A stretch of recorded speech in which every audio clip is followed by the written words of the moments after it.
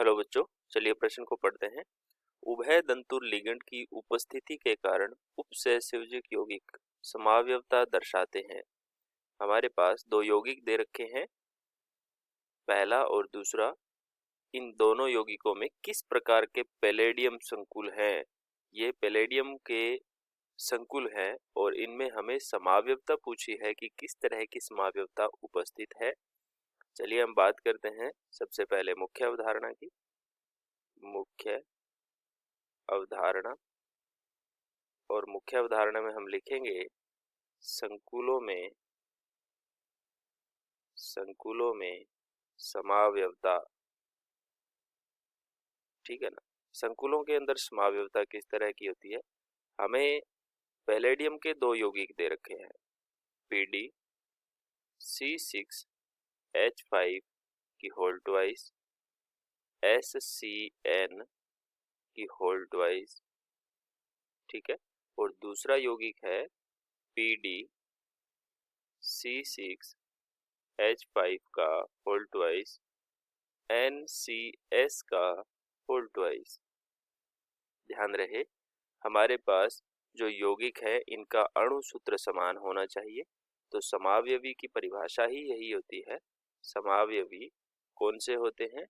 जिनका अणु सूत्र समान हो, जिनका अणु सूत्र समान हो लेकिन संरचना सूत्र भिन्न भिन्न हो। संरचना सूत्र भिन्न हो यानी कि किसी स्पीशीज के जुड़ने का तरीका अलग अलग हो तो वो यौगिक परस्पर समावयवी कहलाते हैं।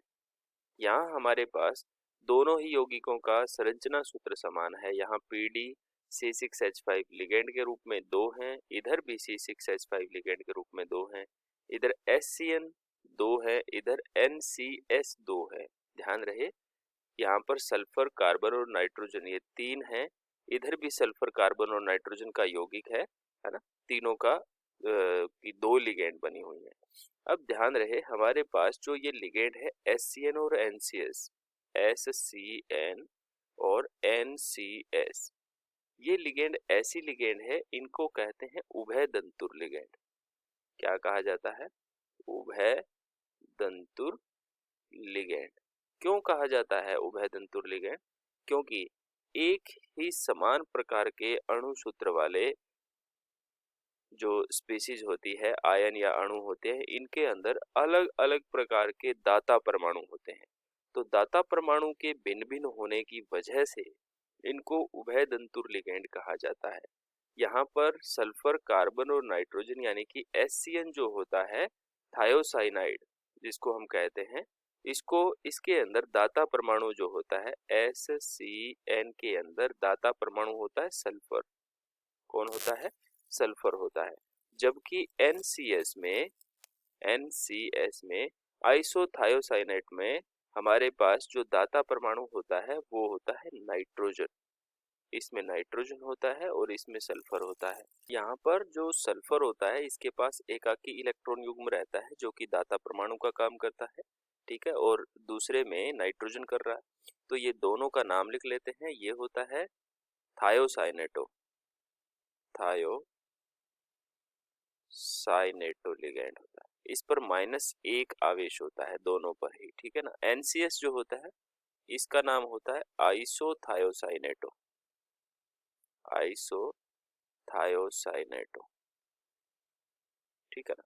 तो ये दोनों ही लिगेंड ऋणात्मक लिगेंड है, लेकिन परस्पर ये उभय दंती लिगेंड है। और जहां उभय दंतुर लिगेंड होती है किन्हीं यौगिकों के अंदर, समावयवियों के अंदर, वहां बंधन समावयवता होती है। बंधनी या आबंधन, बंधनी या आबंधन समावयवता कहलाती है। ध्यान रहे।